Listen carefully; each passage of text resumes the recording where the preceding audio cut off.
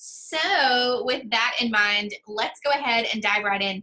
This is a really fun class because if you are any type of a social media user, then you know about the upward trending data that comes from using Instagram.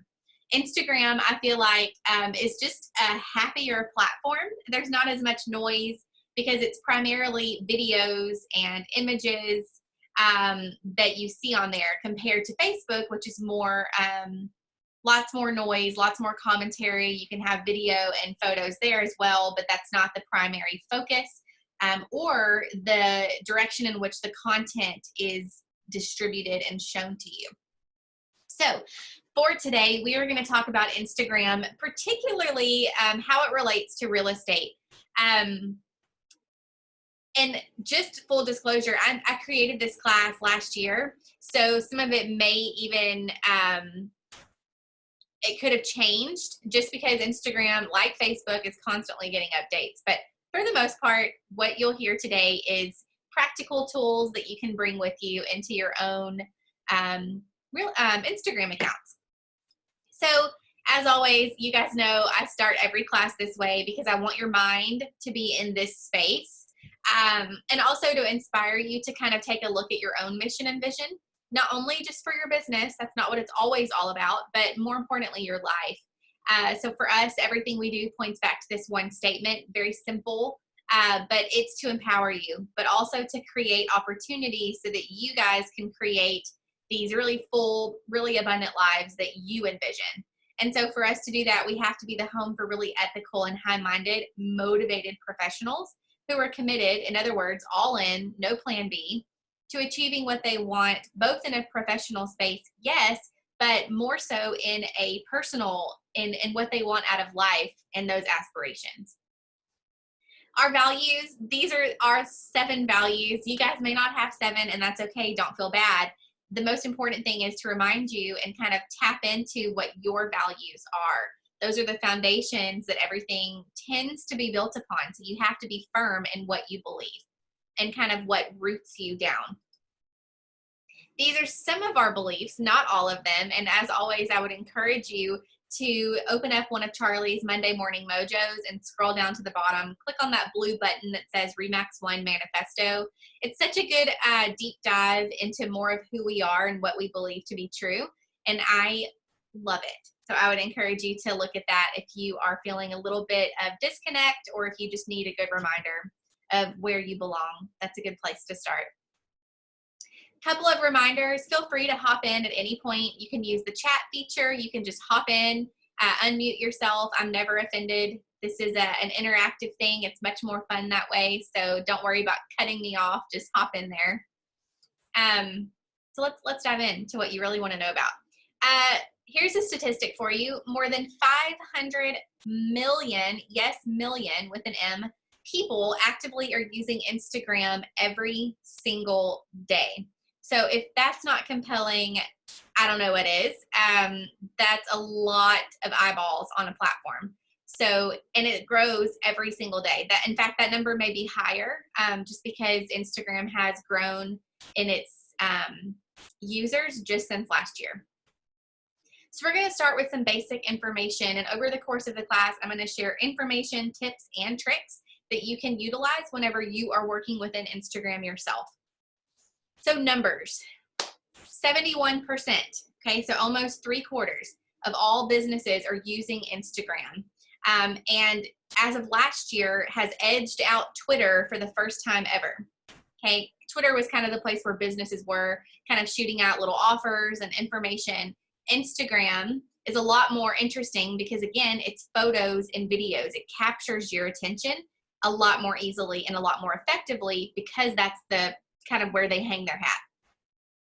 Now, 80% of every user on Instagram follows at least one business on Instagram. I know I do. I'm sure you do too. I like to be in the know and see what deals are happening, and I love the swipe up feature that businesses are able to have because it takes me straight to a product. The best, probably not always, because then I usually buy it, and that is not always a good thing, but 80% are following businesses, which by the way, that includes you guys. We see you as business owners, and we hope that you see yourself that way. So keep that in mind. 60% admit to hearing about a product or a service through the Instagram app, and 30% have actually purchased a product that's advertised on Instagram. Have y'all? I have. Not afraid to say it. I 100% have done it more than once. And on Instagram, there are 4.2 billion, with a B, likes per day. That's a ton. That is a lot of activity. So let's talk about being a business on Instagram. As you know, and this is the same way on Facebook, you can have an individual or a personal account, but you can also have a business account on Instagram. And there are a few benefits that come with that that you don't get if you're an individual. You have prominent contact information, first and foremost. You also have powerful analytics type data that tells you like how many people your photos reached, how many people looked on it, how many people liked it, where those likes are coming from, that kind of thing.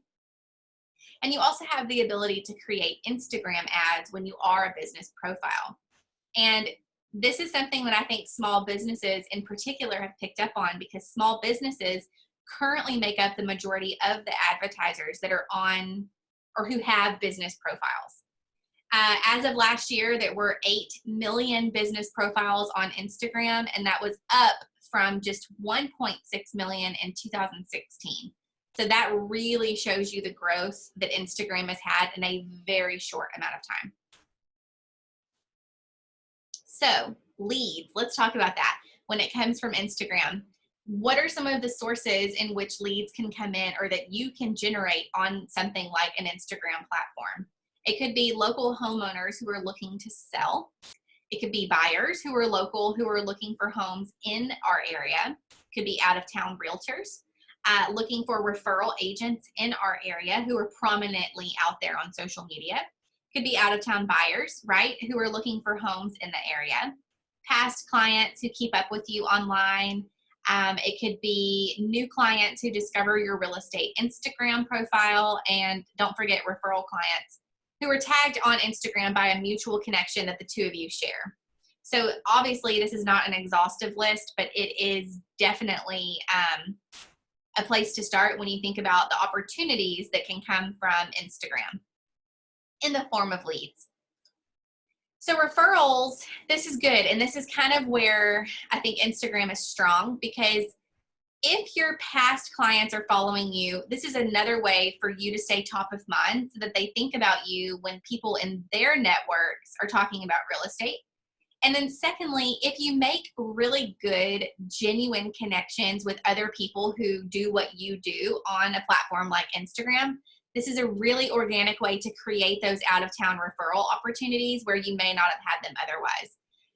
I tend to think of Instagram as a little bit more focused than, say, Facebook. Facebook is good, and Facebook can kind of also be all over the place.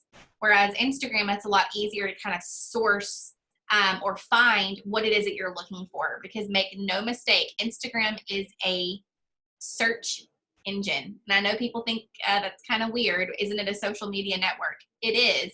But more than that, it is a very powerful search engine. So I want you to think about it in those terms as we go through the rest of this class. So who's using Instagram? Many of our agents, I feel like, are using it, but also that you guys have a good understanding of kind of who makes up your clients, who makes up your database, your network. So it's important to kind of pay attention to these things and how that can all kind of fit in with your business. 60% of Instagram users are between ages 18 and 34. That's very good news for all of you, because we're seeing a lot of first-time home buyers that fall within that age bracket. We talked about that last week. We've talked about it a lot over this whole, stay-at-home quarantine kind of thing. People in that age bracket who have historically been renting are now very interested in making home purchases, especially when you combine that with really low interest rates. So if you're not on Instagram and you feel like you have an opportunity in your business to create leads that fall within that age bracket, that is very good information and very good to know. Now, of the users that fall within that age bracket, 26% of them are men and 38% of them are women. So there's not a huge distinctive gap in the type of user that you see on Instagram, which is good. Now, maximum engagement.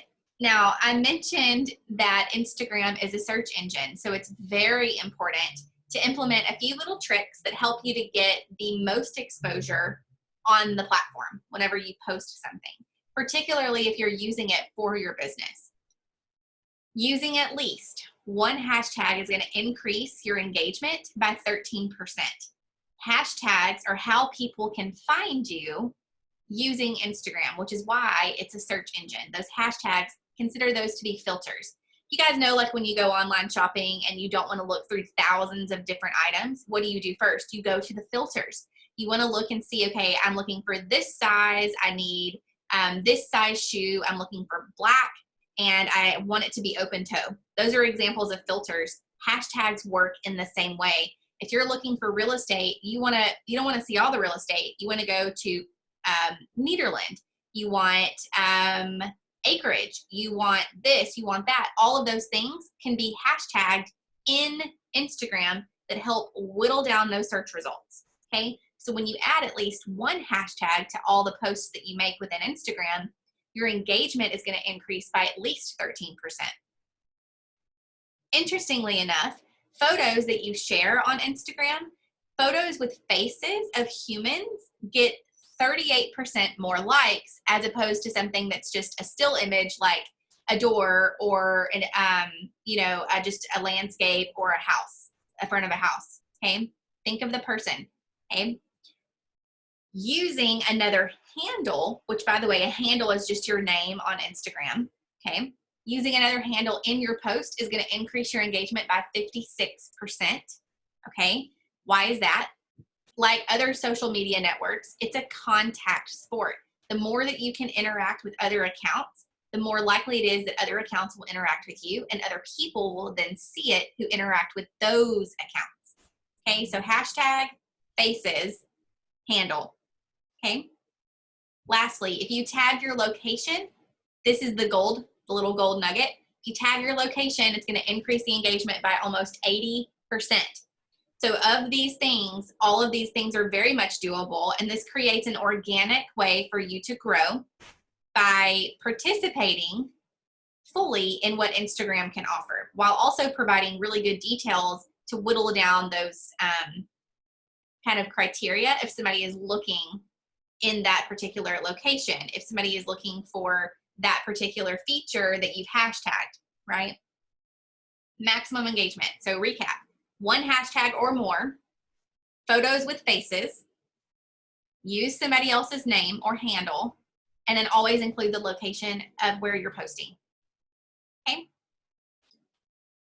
Hashtags. There are so many different ways that you guys can incorporate hashtags into your posts. But more importantly, when you're thinking of hashtags, it's important to think in these terms. Use them to organize, but also categorize the content, so that when users that are using Instagram are trying to find something on the platform, it's easy for them to land on your content. Now, no surprise here, 7 out of 10, in other words, 70% of hashtags on Instagram are branded. Duh, that makes sense. And again, posts that have at least one hashtag have 13% more engagement than those that don't. And surprise, surprise, there is an optimum number of hashtags, and that magic number is 11. Me personally, I'm a big fan of seeing hashtags within kind of the description or the caption of the photo compared to having all the hashtags below it. It doesn't matter. Instagram sees them the same way. So if you're a person who wants to just do regular text as the caption and then have little dots and then have all of your hashtags below that, it's okay. It'll work just the same as if you include them in the caption itself. So this is an example. Turn my heater off. I'm like burning in here. This is an example of a real estate agent who is using Instagram to market her property that she's just listed. So she's got the photo. It's okay.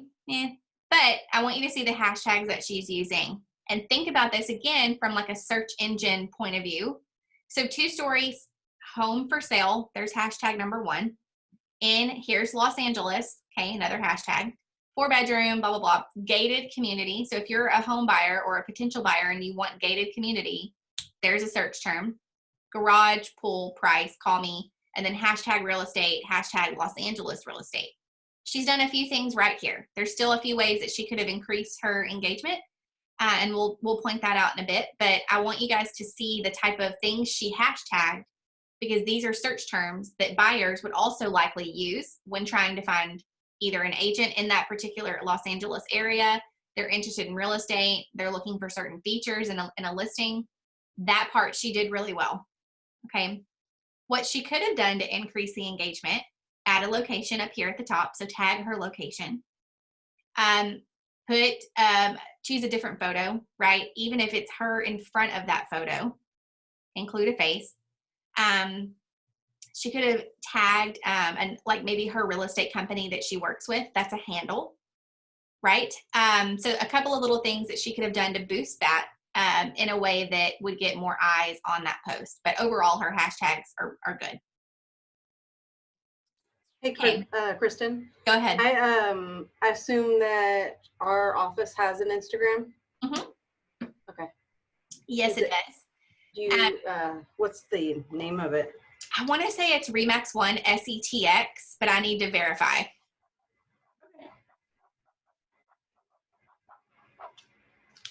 So here's another example, you guys, and I think this is a good one too. Note that he has the location right here at the top, Shady Canyon Golf Club. So yay. He's used a few hashtags down here. Could have done a little bit more, I think. He's also included a handle, which is the builder, which I think is super smart. And so you guys think about that too. If you're thinking, who can I tag? You tag the builder, tag the photographer. So if you have a professional photographer that does your listing photography, tag them. Also tag the builder. If it's a neighborhood that's pretty prominent, tag that. If it's in a really desirable school district, that's another handle that you could tag to just get more and more and more reach out of a single post. The only thing that I feel like he could have done differently is show like kind of more about how the home lives, like, and maybe it's, you know, it's multiple photos showing like potential people in the backyard, or just kind of making this a little bit more human.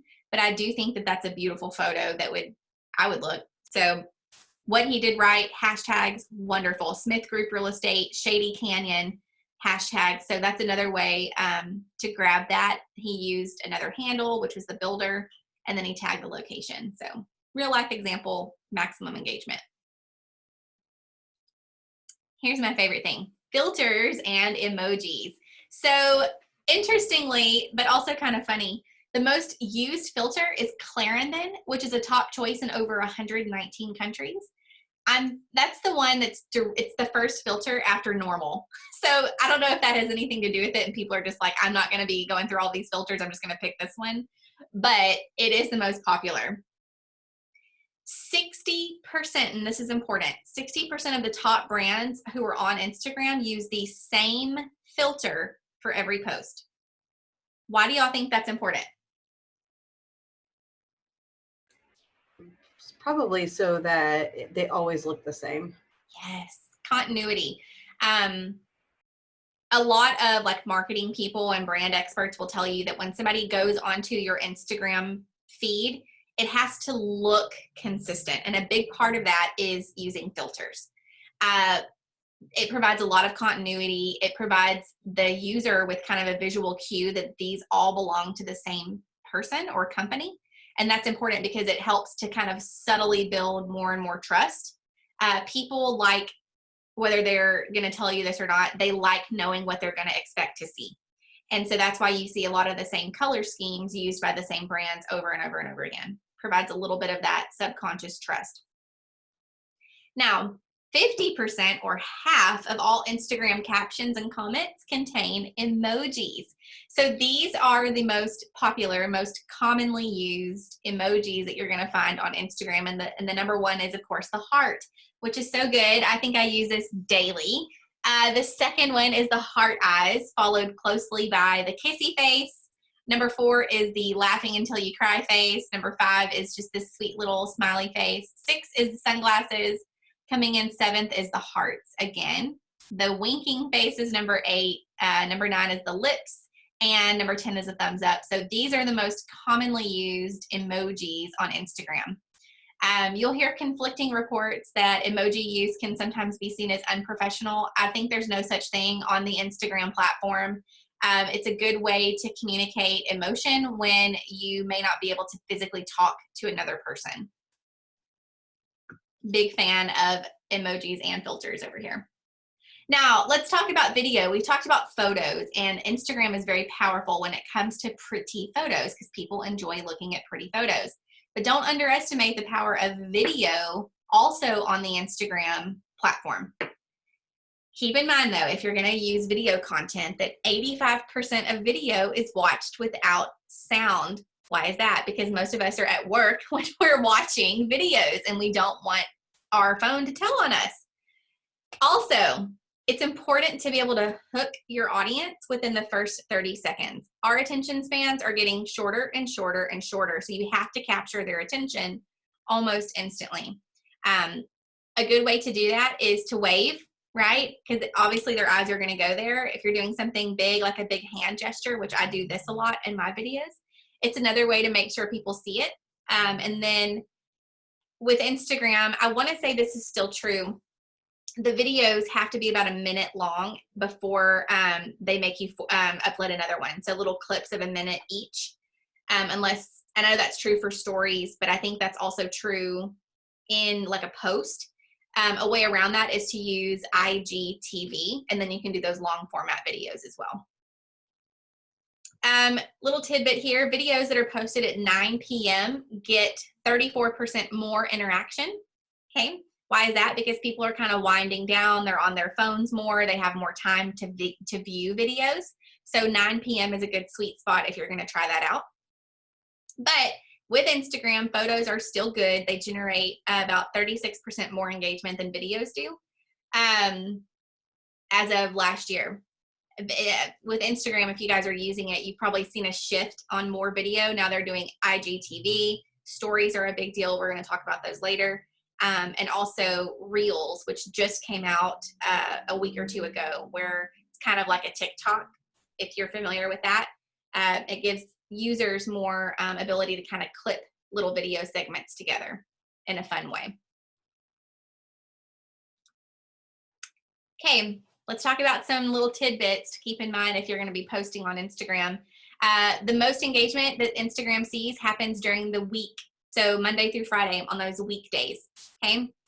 Tuesday through Friday between 9 and 6 is good, which is so funny because that's usually the time that people are at work. It's just, it makes me laugh. Thursday is the best day when it comes to engagement. If you're posting on Instagram, Thursday is the best day to do it.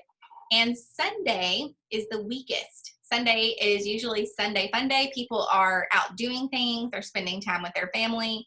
They're decompressing, they're preparing for the week, so that's the weakest day. Now, peak post times, Wednesday at 3 tends to see a lot of engagement over other times and days.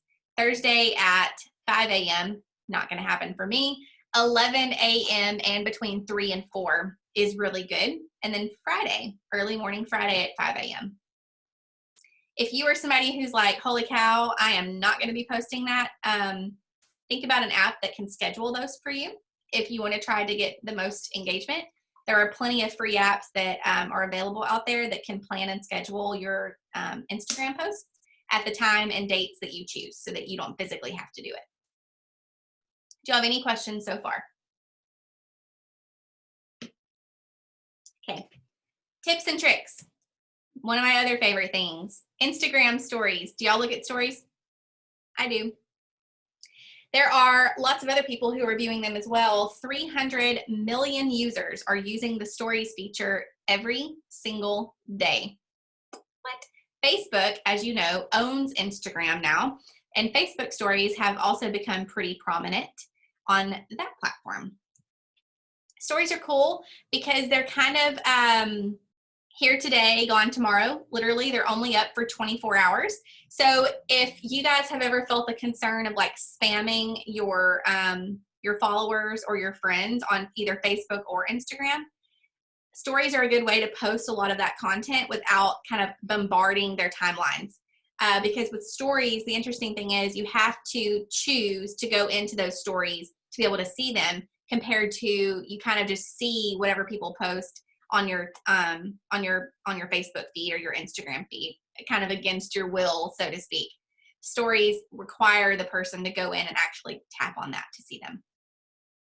You can think of your Instagram stories as sort of like behind the scenes look into your business or into your lifestyle, because they're just little snippets. It works well in that manner. You can do video, you can do pictures. If you're eating at a restaurant, which when our lives go back to somewhat normal, this applies a little bit more. In the neighborhood, maybe that you're really focusing on, or if you're at a school sponsored event, that's always really good because you can tag the school, you can tag the restaurant, you can show some local love because it will always be reciprocated. And those small businesses really, really like that. Again, there are people who like what you also like. So that's another opportunity to let others engage with you over some common ground. If you're stuck in traffic, if you can share a quick market update in your stories. You can talk about things that you have coming up that you're excited about. Just kind of let people kind of see behind the curtain, so to speak. Stories are a wonderful way to do that. You can poll your viewers. If there's something that you're working on that you want their opinion, this is a good way to do it. You know, maybe you're thinking about changing up your business cards and you want to show them this or that. Let them vote. Let them help you. Give them a choice. People will always tell you what they think if given the opportunity, like a poll. You know, what color should my buyer paint the front door when they close? You know, blue or yellow? You know, what should we do with this blank slate of a backyard? Should we do a pool? Should we add a pergola? That kind of thing. You could ask in a poll for feedback. What information do you want to see next? Do you want to know about interest rates, or do you want to know about closing? Do you want to know this? Do you want to know that? Polls are a really good way to get a lot of engagement really simply. Have y'all tried the polls? No? Try it out. Think about something that you would want feedback on and then just see what happens. Now, I mentioned that stories are only good for about 24 hours, but you can save them so that people can go back. So I think about like featured listings. That would be really cool. Like if you've got just this bomb property that you want to really highlight and showcase, you can save your story to where there are little highlights, little bubbles right here underneath your bio. So for this particular company, this is a home decor company, and they've shown little story highlight bubbles over their chandeliers or the daybed or the canopy or whatever. So you can do the same thing. You can do it for featured properties. If you do like a Q&A, for example, on just general real estate stuff, you could put that on here. A really good bubble is like an FAQ bubble, you know, like FAQ for my buyers, FAQ for my sellers, and it's you in video format, or it's just little slides of what they can expect throughout the process. I haven't seen hardly anyone do that, and that would be a phenomenal resource to include as your FAQ bubbles right here. You want to make sure that you're able to do this though. So you would just go into your Instagram settings and then to your story settings and make sure that the little option that says save to archive is highlighted in blue. And that's going to allow you to kind of save any of these stories or archive them so that they can be accessible later on. Okay, so how do we make Instagram work for us? You have to make sure, first and foremost, that you can be found. Again, Instagram is a search engine, and you have to think about it in those terms. So these hashtags are what should be in each one of your posts. So hashtag Beaumont, hashtag 409, hashtag Nederland, hashtag Port Neches, so on and so forth. Hashtag Beaumont Real Estate or Southeast Texas Real Estate, Beaumont Realtor, Mid-County Realtor, whatever. If you're doing an open house, Lumberton open house, Viter open house. These are just some of the most common. But again, remember to tag local businesses, where your location is, or people who could be associated with that post. Here's who you should be following. Again, it's a contact sport. The more you interact with others, the more likely it is that they will reciprocate. You should be following your past clients, your current clients, potential clients, local business owners, local community influencers, local residents, okay? Then that's not everybody, that's just some. If you've got vendors that you know are on Instagram, follow them. People who are involved in the chamber, people who are involved in like school boards and your board of realtors, those, follow them too. Instagram can be particularly powerful and very fertile ground when it comes to prospecting. Search by location, okay? That's why location is such a key thing. When you do basically a whole little smorgasbord of local residents are going to appear, because if they're tagging that location, it's very likely that they live there or that they are involved in that community, so that you can find them in order to kind of reach out and say, hey, how are you, blah, blah, blah. Those accounts are public, so you are welcome to like, comment, tag other people on their posts, which is nice. And a good goal to comment on at least 25 local posts a day is good. I know that seems like a lot, but you'll find it's really nothing when you're in the app. And I'm not saying, notice that I didn't say like each post. I said comment, make a comment, something meaningful on at least 25 posts each day. Not only will you be seen by all of those people who also look at those posts and want to comment, but the odds of reciprocation go up tremendously. But you've got to be consistent. That's how social media works. And again, not that you guys wouldn't, but make sure when you are leaving a comment that it is genuine, because anything else could feel a little spammy and a little inauthentic. We've all seen those. Okay, farming on Instagram. To farm, you want to feature and tag local businesses, hangouts, events, activities, and more. So think about being the digital mayor of whatever neighborhood you particularly want to focus on, or community, or area. These are things that people want to know, and these are types of posts that's going to make you very relevant when people think about that particular area. And of course, their go-to when it comes to real estate. Instagram ads. I mentioned that Facebook owns Instagram, so ads work in the same way. You can manage your ads through Facebook's ad manager, and you can target the audience the same way that you would in a Facebook ad, but just know that those criteria have really been cracked down on, because there was a little bit of noise that Facebook experienced in the form of discrimination. So the criteria aren't as specific as what it used to be. Okay, here's a checklist. First things first, if you plan to use Instagram for business, make sure you convert your account so that you can see those analytics, including the traffic, the clicks, charts, graphs. It also will give you kind of demographics data so that you can understand who your audience is.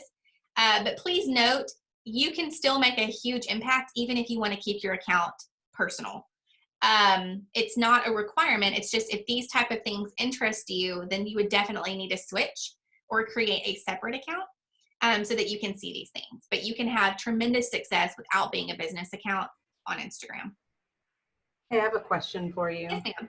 Do you recommend having two separate accounts or posting your personal post on your business Instagram? I have seen it work in both ways successfully.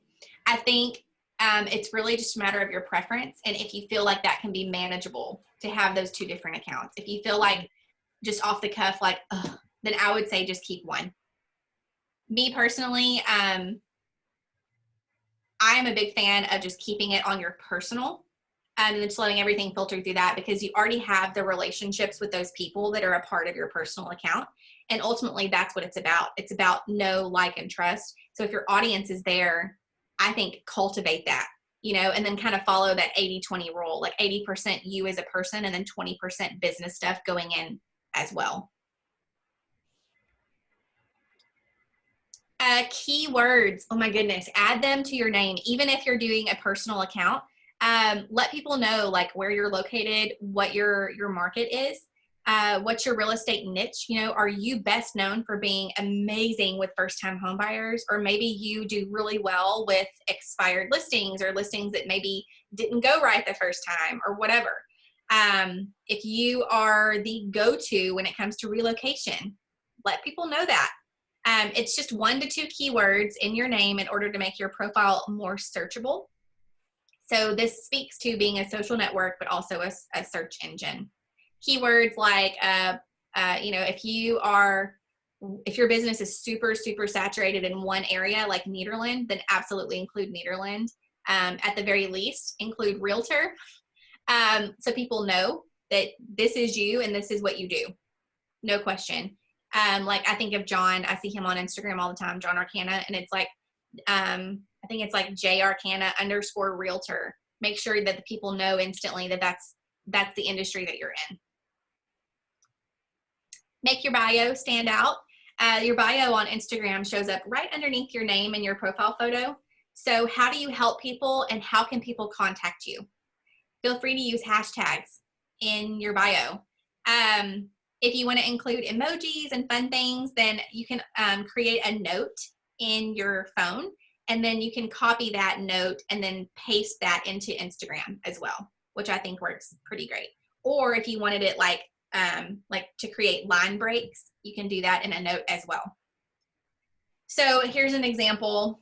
I help home buyers find their #dream home and homeowners #sell for more. If you're thinking of buying or selling, call or text this number. Okay. Profile photo. Speaking of, use an on-brand friendly photo of your face. People want to work with people that they know, they like, they trust, and they remember. So you want to post a photo that's professional and vibrant. It doesn't have to be like the standard like Olin Mills, like, you know, it doesn't have to. If that's not you, don't let that be your photo. The most important thing here is that it's authentic and that when people see it, they're like, oh yeah, that's exactly who I met. That's exactly who I talked to on the phone. Let people see a little bit of who you really are. Just because it's a business account or just because it's you as a professional who uses their personal account for their business doesn't mean that it has to be stuffy and pretentious. If that's who you are, great. Let your photo be that. But if it's not, then don't make your photo that way. Let people see who you are. Think about colors. Think about fonts. Think about content. This is kind of back to like Instagram filters. Pick a color palette and stick to it. There's a reason why brands don't change their colors, right? McDonald's is yellow and red, and then Whataburger is orange and white. They don't deviate. There's no reason for small businesses to deviate either. Pick your favorite filter and stick to it. It again provides continuity and then just builds upon that trust. Now, speaking of on brand and off brand, do a little audit of your Instagram feed and delete anything that might be against what you stand for in your business. You want to focus on things that are relevant. You want to attract people for the right reasons. It's no different. We want to attract the right agents into our company. We want you guys to attract the type of buyer and seller that you would most want to work with. So delete anything that would attract the wrong kind of person. Think about the type of pictures that you post and think about if they're pretty or not. Again, Instagram works and it appeals to us as people because we like looking at pretty things. So if you can, use professional photography when it comes to your listings whenever you can. Post photos that complement the kind of business that you have and that you built. And then, of course, Instagram, we all know, square images, okay? There are apps that will resize your photos for you so that they fit in those squares. Do y'all use Canva? Anybody here use Canva? Okay. Canva has a resizer that'll take whatever image you built, even if it's an 8x10, and it will make it a square without jacking with the dimensions and the proportions. I think Canva will do that for free, but I know for sure the pro version does that. Everything you post should be something that your ideal client would be interested in and or is searching for. So here's a few little marketing ideas. If you are in a team, or even if you're not, showcase that, you know, showcase your office vibes. And that when you go into meetings, or when you have little powwows, open houses, dinners, successes, let people see that. Let them know, let them see. You could tell a story, a cohesive story about the process. You could show behind the scenes footage so that your audience gets to know the people that are behind the pretty headshots, or what goes into listing a property. You know, how hard it is to put a sign in the yard, or a particularly difficult lockbox that gives you hell every time you use it. Let people see that. I think there's such a misconception of what agents actually do, so why not be the person that tells that story? Behind the scenes, obviously, of the not confidential parts of a transaction. This is why networks like HGTV do so well, because people see real estate happening and they don't know half of what goes into it. You could show how you stage a home, or how switching out where things are on a kitchen counter can make a huge difference. Obviously, you're not going to share with them anything that could put you in hot water ethically or legally, but let them see some of the fun, and let them see some of the challenges too. That's okay. People are nosy by nature, and they feel special when they're the first to kind of see or know a juicy piece of information. So you can take pictures of your photographers photographing the listing.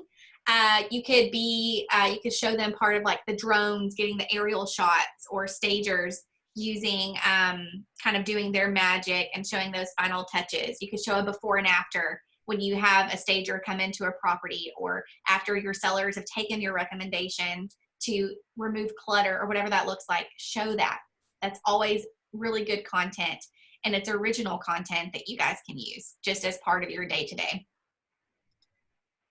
Personal branding, give people so many opportunities to know, like, and trust you and remember you. So show your life as it happens. Show your favorite dinners, your hobbies, the adventures that you take, and your pets. Anything that can make other people relate to you. Some other ideas, neighborhood video posts. You can do this, especially while we're all still stuck at home. So walking or driving around your neighborhood, nearby schools or parks or restaurants and shops. Again, that local love, that people like to see and will reciprocate. Cover everything that you know.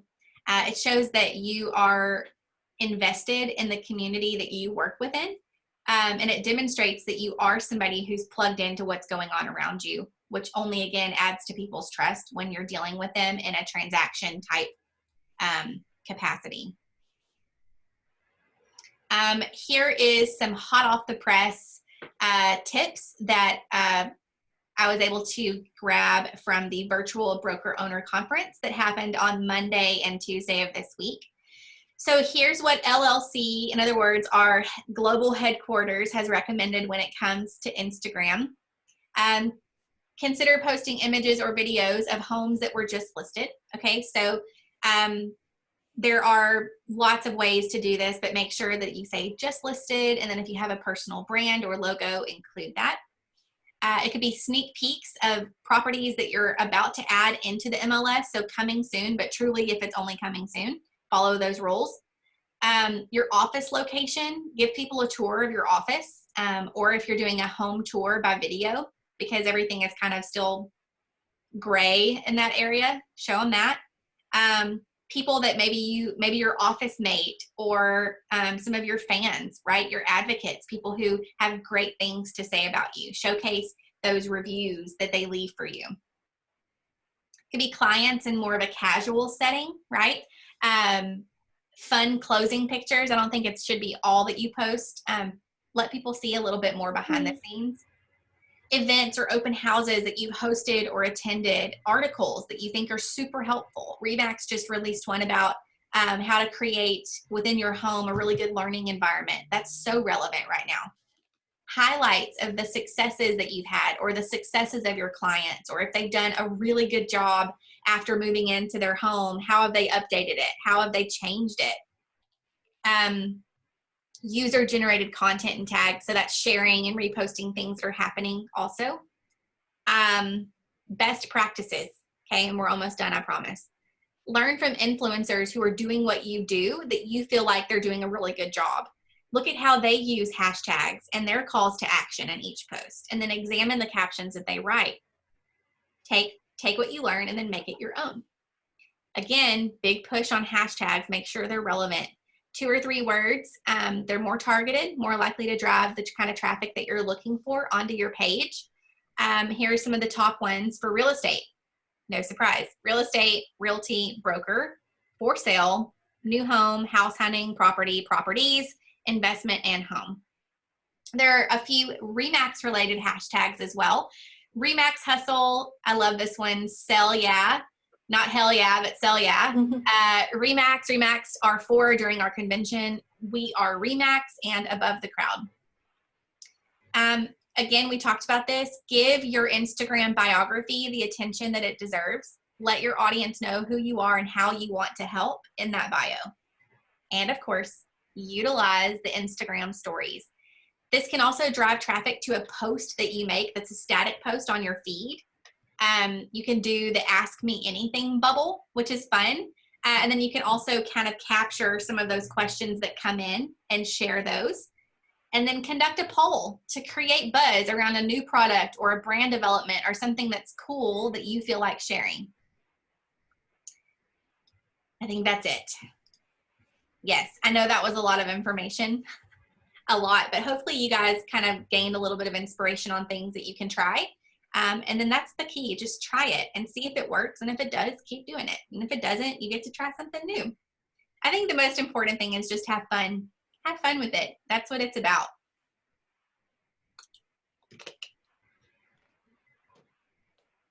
Questions, comments, feedback? What did y'all think?